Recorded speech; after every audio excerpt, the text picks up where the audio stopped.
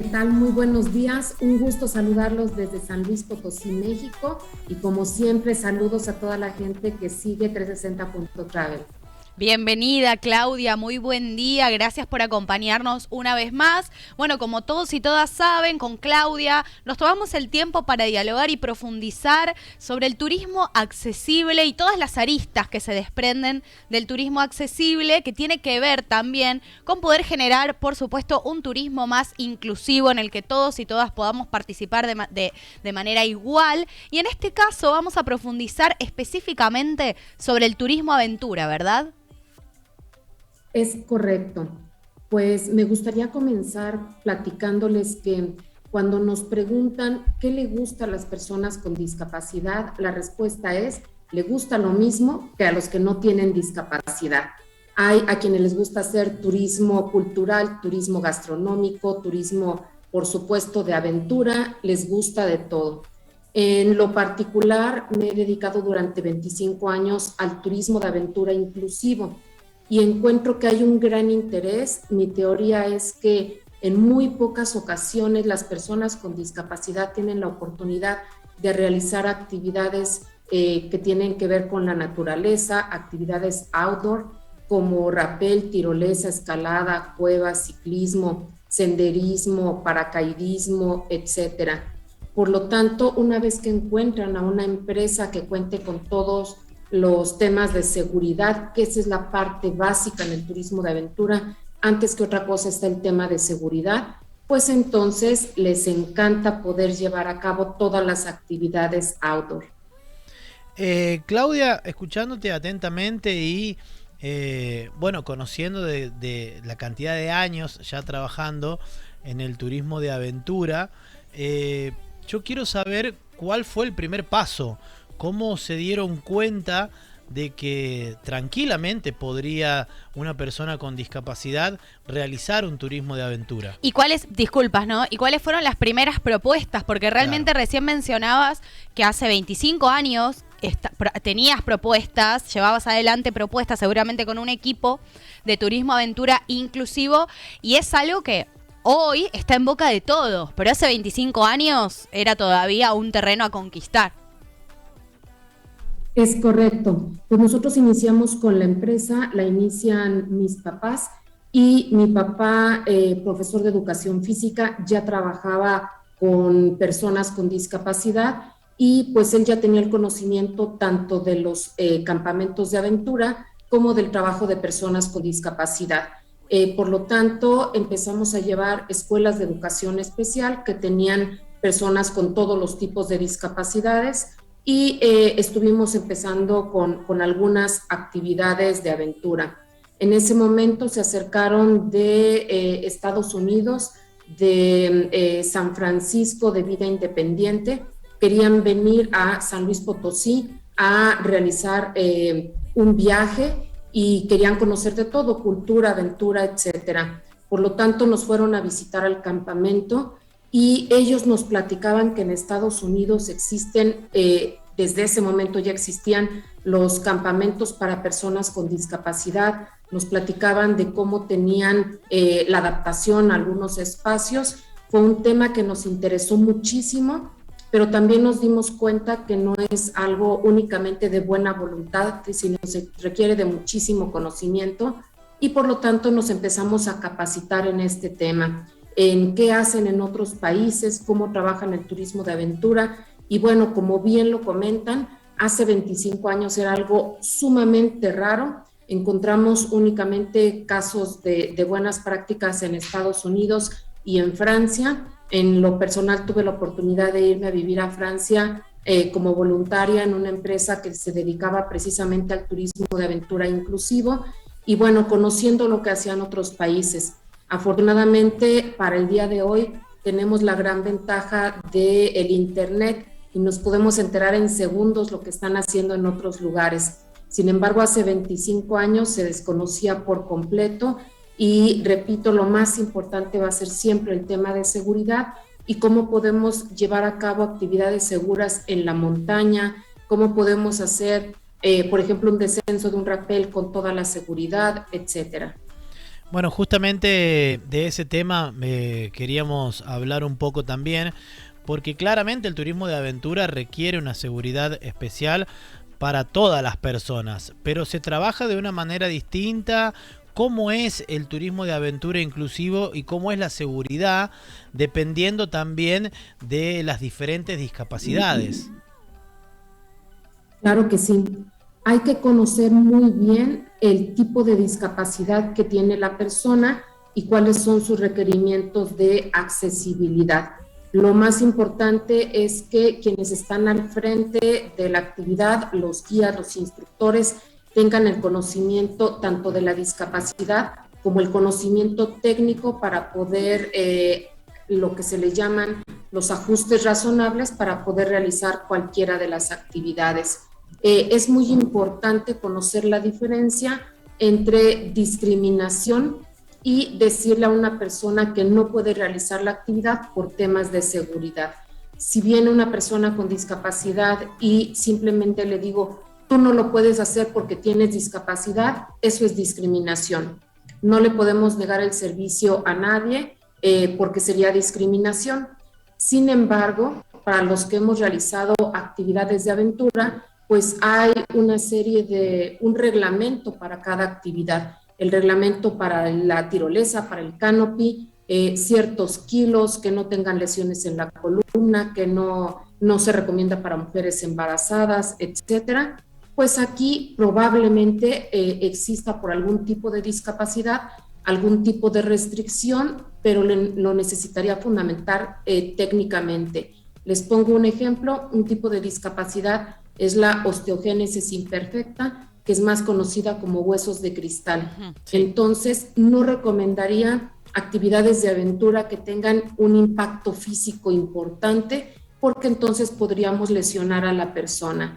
Por lo tanto, sería conocer la discapacidad, conocer cuáles son los ajustes razonables y hay alguna metodología para toma de decisiones para poder decidir si contamos con toda la seguridad para poder realizar la actividad.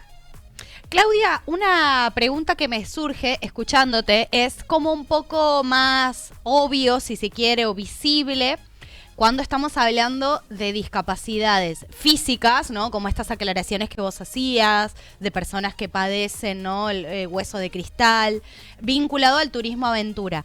Pero hay algunas salvedades, además de las que ya venimos dialogando, ¿no? Algunas salvedades cuando las personas tienen otro tipo de discapacidad, ya sea visual, psicológica, emocional, etcétera, vinculándose específicamente al turismo aventura? Por supuesto que sí. De hecho, con todos los tipos de discapacidad se pueden realizar prácticamente todas las actividades de aventura. Podemos tener, por ejemplo, incluso con la misma discapacidad motriz, podemos hacer todo, senderismo, buceo. Les encanta el buceo a las personas con discapacidad motriz y por comentarios de ellos nos dicen, es en donde me siento libre, es en donde puedo sentir la gravedad cero, es donde me puedo desplazar sin que alguien tenga que ayudarme, por decirlo de alguna manera, etcétera. Y lo mismo con personas con discapacidad auditiva, visual, en fin. Por ejemplo, con personas con discapacidad visual hemos encontrado un gran gusto e interés por actividades donde sientan el aire, por ejemplo, la tirolesa, por ejemplo, la resbaladilla, por ejemplo, esas actividades donde se puede percibir el aire, la velocidad, en fin, normalmente cuando bajas en una tirolesa y sientes que ya vas a llegar, tu cuerpo se encoge por reacción y las personas con discapacidad visual no perciben, no saben que ya van a llegar, simplemente disfrutan de la actividad al máximo. Las personas con discapacidad intelectual y psicosocial también pueden realizar actividades de turismo de aventura. Entonces, la recomendación sería que las empresas que realizan actividades de aventura se capaciten sobre todo en temas de seguridad, protocolos de seguridad en atención a personas con discapacidad, en actividades al aire libre y para poder proponer y puedan realizar cualquier persona las actividades que tengan propuestas. Claudia, seguramente, después de de tantos años en el trabajo, hay países que han evolucionado más que otros en el turismo aventura inclusivo. ¿Cuáles son esos países que serían modelos a seguir en la actualidad, específicamente cuando hablamos de turismo aventura inclusivo? Por supuesto, si hablamos de América, de nuestro continente, hay excelentes ejemplos, por ejemplo, en Canadá, que hacen esquí, que hacen diferentes actividades, sobre todo de invierno. Aquí en México también hay muy buenos ejemplos de casos de éxito. En Colombia, que hay una empresa que está haciendo paracaidismo, parapente, entre algunas otras actividades. En Chile, en Argentina, hay también muy buenos ejemplos que están realizando senderismo, están realizando pues muchas actividades, sobre todo en la montaña. Cada vez hay más propuestas y en muchas ocasiones las propias personas con discapacidad son las que han motivado a alguna empresa, algún familiar a que se puedan llevar a cabo estas actividades. El buceo es muy fuerte en nuestros países. Hay excelentes ejemplos y excelentes buzos en México, en Argentina, en otros lugares. Entonces, afortunadamente, cada vez hay más opciones de actividades que se puedan realizar. Me gustaría recomendarles la edición número 2 de la revista Iberoamericana de Turismo Inclusivo, que la temática fue el turismo de aventura inclusivo, y ahí se recopilaron ejemplos de buenas prácticas de turismo inclusivo de diferentes países de Iberoamérica. Así es de que ahí pueden encontrar quien esté interesado que se está trabajando en nuestros países latinoamericanos. Sí, realmente, justamente que mencionas la revista, hay muchos ejemplos de los que se vienen trabajando, como dices, en Argentina, muy interesantes, en Chile también, así que muy buena la recomendación. Y justamente en este tren, vinculado a lo que venimos hablando, yo te quiero preguntar por las normativas. Por empezar, ¿dónde reside la importancia de que el Estado acompañe, ¿verdad?, con ciertas normativas? Y quizás, ¿cuáles son los países de los ya mencionados que están más avanzados en esta materia? ¿Y cuáles son las leyes o cláusulas que podemos compartir para hacer ejemplo en otros países? Por supuesto, yo recomendaría muchísimo la ISO 21902, la ISO de Turismo Accesible. Esta ISO salió el año pasado, tiene pocos meses de haber salido, y es un documento muy importante porque ya en todos los países tenemos una sola normativa. Normalmente, pues, cada país tenía sus propias normas y entonces era muy complicado. Ahora con esta ISO podemos estandarizar y sería muy bueno apegarnos a lo que dice la ISO. Otro de los documentos sería en la OMT, la Organización Mundial de Turismo. Aquí vienen las recomendaciones para el turismo accesible y hay documentos muy buenos. Yo les recomendaría el módulo 4 de las recomendaciones, que es un checklist.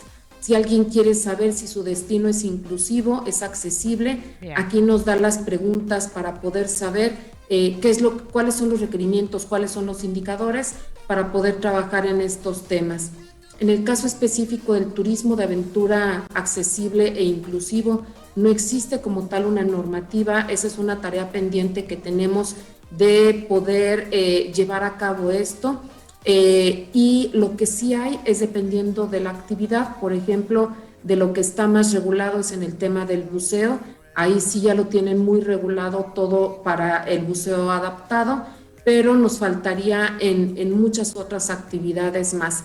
Es una tarea pendiente que se tiene de trabajar, pero en general del turismo accesible sería la ISO 21902 y las recomendaciones de turismo accesible de la OMT.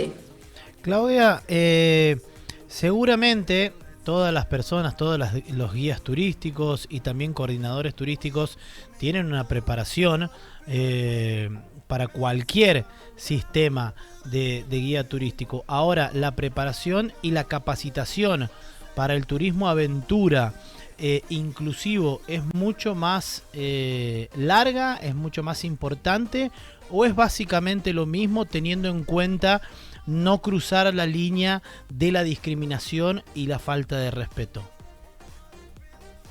Sí es una capacitación diferenciada, sí es una capacitación muy importante de poder tomar para poder conocer de acuerdo al tipo de discapacidad los requerimientos que se tienen.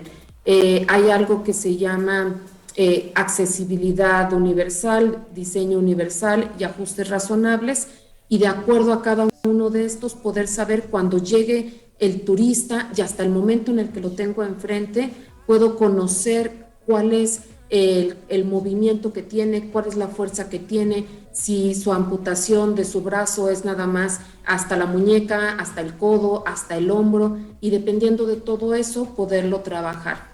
Nuestra propuesta que tenemos como empresa es, de hecho escribimos un libro que se llama Recreación Inclusiva, un modelo de recreación para personas con discapacidad basado en capacidades. Lo que queremos transmitir con este libro es que cuando realizamos turismo de aventura inclusivo, nos debemos de basar en las capacidades, en lo que sí puede y no en lo que no puede hacer. ¿Qué es lo que sí puede? Tiene prensión en su mano, tiene fuerza, tiene movimiento, tiene espasmos la persona, etcétera. ¿Qué es lo que sí puede? Y bajo eso, entonces ya podemos hacer los ajustes razonables para que se pueda realizar cualquiera de las actividades. Qué interesante, sería muy bueno poder profundizar en alguna columna sobre recreación, ¿no? Porque creo que esa puede ser una herramienta quizás a veces complementaria a las actividades que ofrecen, ¿no?, los proveedores turísticos, pero muy importantes para cambiar la mentalidad, para transformar, ¿no? Y poder sobre todo empezar a modificar el trato y las ideas de donde surgen nuestras propuestas turísticas. Lo último que quiero preguntarte por mi parte, Claudia, es por el equipamiento. Porque hay actividades, como podemos ver, que requieren, específicamente, ¿no?, de turismo de aventura inclusivo, que requieren un fuerte equipamiento. Contanos un poco acerca de esto, también cuáles son las actividades que más requieren y también esto, qué países tienen un poco más avanzadas estas propuestas o que tienen más proveedores de estas herramientas que son necesarias a veces. Claro que sí. Necesitaríamos pensar primero, antes de llegar a la actividad, qué es lo que está alrededor que se requiere. Por poner un ejemplo, en las actividades acuáticas, llámese buceo, snorkel, para subirse a un yate, etcétera, pues hay que tener también accesible el muelle, hay que también tener accesible el vehículo por el que van a llegar hasta el muelle, hay que preparar, digamos, todo lo previo hasta donde se va a realizar la actividad.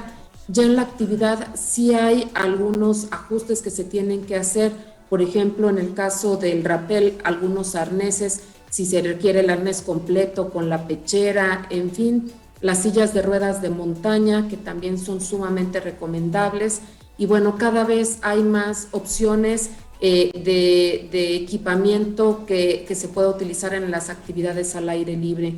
Donde están más avanzados, pues en Europa hay algunos casos, por ejemplo en España o en algunos otros países que tienen equipamiento ya muy específico para actividades al aire libre, entonces serían de los más adelantados.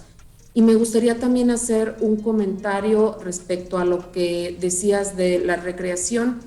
Este comentario se me hace sumamente importante porque también en ocasiones nos estamos rompiendo la cabeza pensando en cosas sumamente complicadas, técnicas, y también deberíamos de regresar a la primera pregunta, que es preguntarle a la persona con discapacidad qué es lo que quiere hacer, cómo quiere disfrutar la actividad al aire libre. Y nosotros nos hemos llevado sorpresas aún después de 25 años y que hemos atendido a más de 25,000 personas con discapacidad. Cuando llegas y le preguntas a alguien, usuario de silla de rueda, ¿con qué actividad empezamos? Y estamos pensando que nos va a decir la tirolesa o el rapel o las cuevas, y nos dice, me quiero sentar en el pasto porque tiene años que no me siento en el pasto. Entonces, hay ocasiones en las que no es tan complicado, no es tan técnico, es simplemente acercarnos a la persona, preguntar cómo quieres disfrutar de la actividad al aire libre. Otro de los ejemplos es una amiga ciega que estábamos realizando actividades de aventura y decía, escuchaba las hojas que íbamos pisando porque era otoño y decía, ¿me puedo acostar en las hojas? Y estaba acostada haciendo ruido con las hojas y aventando las hojas secas. Entonces, sería regresar a preguntar cómo quieren disfrutar de las actividades al aire libre y poderles apoyar para que se pueda llevar a cabo. Interesante. Claudia, la verdad que es un verdadero placer que formes parte de 360.travel en esta temporada, porque cada vez que dialogamos, que viajamos hacia México para hablar de estos temas con vos, nos termina quedando una enseñanza más allá de la información y más allá de que vamos conociendo distintos tipos de turismo, conociendo mucho más de cómo tiene que ser el turismo inclusivo. Siempre nos deja el diálogo una enseñanza y creo que eso es impagable. Así que te agradecemos como siempre el tiempo y estamos en contacto. Al contrario, muchísimas gracias, saludos a todos y como siempre son bienvenidos aquí a San Luis Potosí. Muchas gracias, Claudia, hasta la próxima.